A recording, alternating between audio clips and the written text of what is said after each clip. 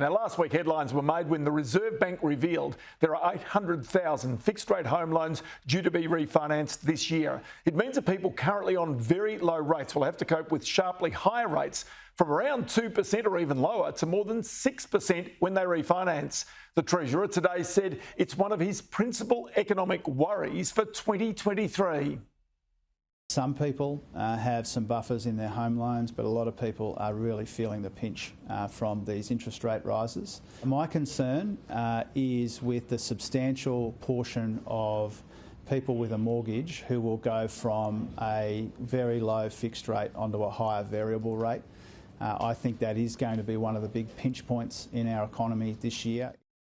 But we wondered just where does that number 800,000 come from? Now, some digging shows the Reserve Bank is working hard to understand the impact of these expiring low fixed rate term mortgages. So in its latest financial stability report, this is from October last year, it created a scenario that if there are cumulative rate rises of 3.5%, and then think about this, yesterday's 0.25% jump, the cumulative rate is already 3.1%. And the RBA is seeming to be promising at least two more to come. So at the time, the RBA said almost 60% of borrowers with fixed rate loans would face an increase in their minimum payments of at least 40% when they expire. Now, the payments on a typical $750,000 mortgage, if the rate rises from 2.08% to 6.6%, would jump from $3,207 a month to $4,986 a month. That difference is almost $1,800.